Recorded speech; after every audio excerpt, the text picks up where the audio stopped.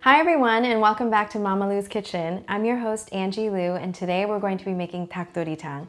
This is a classic Korean chicken dish. It's spicy, it's stewy, it's bursting with flavor, and I've had so many different kinds over the years, but by far my favorite is my brother Elliott's, and I'm so excited to share it with you. It definitely has a little bit of prep involved, which I'm going to walk you through, but it's really a one-pot dish. It's really easy to make, and here's what you're going to need. A quarter cup of water, a quarter cup of soy sauce, 4 tablespoons of gochugaru, 4 tablespoons of brown sugar. You'll also need 10 to 12 slices of ginger, 10 to 12 cloves of garlic, 2 tablespoons of sesame oil. For the fresh ingredients, you'll need 1 jalapeno pepper, 1 large onion, 2 russet potatoes, 2 large carrots, and of course, you'll need 2.5 pounds of chicken. I like to use legs and thighs, but feel free to use breast and wings also. And last, a quarter teaspoon of toasted sesame seeds and 3 green onions. Now that you've seen the ingredients involved, I just want to break this up for you into a 2-step process. First, we're going to be making a paste, which is going to serve as the base of the dakdoritang. Then I just want to show you how to cut up the vegetables before we add everything together into the pot and cook. Add your water, soy sauce, gochugaru, brown sugar, ginger, garlic, and sesame oil into your mixer and whiz it all up until it forms a thick paste, like this. Once you peel your potatoes, cut them into 2-inch chunks. Peel your carrots and also cut them into about 2-inch chunks.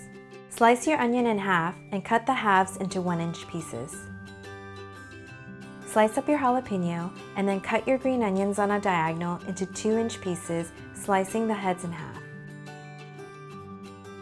Okay everyone, now that our ingredients are prepped and ready, let's go cook this dakdoritang. But I also wanted to add that we're going to save the green onions till right before we serve, and of course, your sesame seeds for garnish.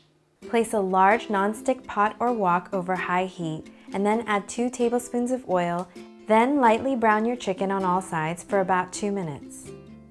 Add the paste, and then thoroughly coat the chicken in the paste for about 1 to 2 minutes, and then lower the heat to medium.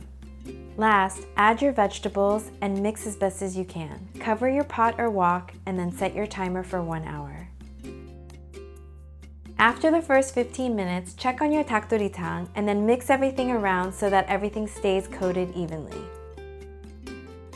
After the next 15 minutes, check on your dakdoritang again. This time, you'll notice that a lot more liquid has formed. You still want to give it a mix around so that everything stays evenly coated. Okay, so your stew's been cooking for about 45 minutes now, and for the last 15 minutes, I'm gonna leave the lid off so it can just thicken a little bit more, and we're also gonna add the green onions.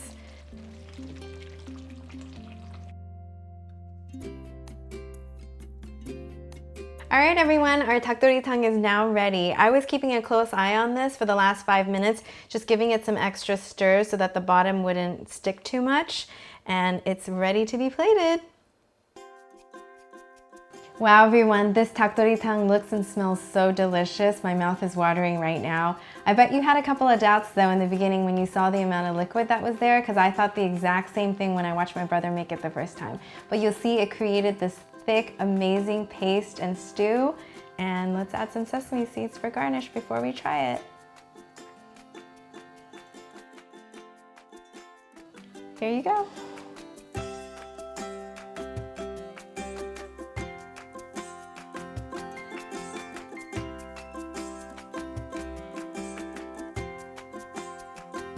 Thank you so much for watching. Pom Pom and I are so excited to share many more recipes with you.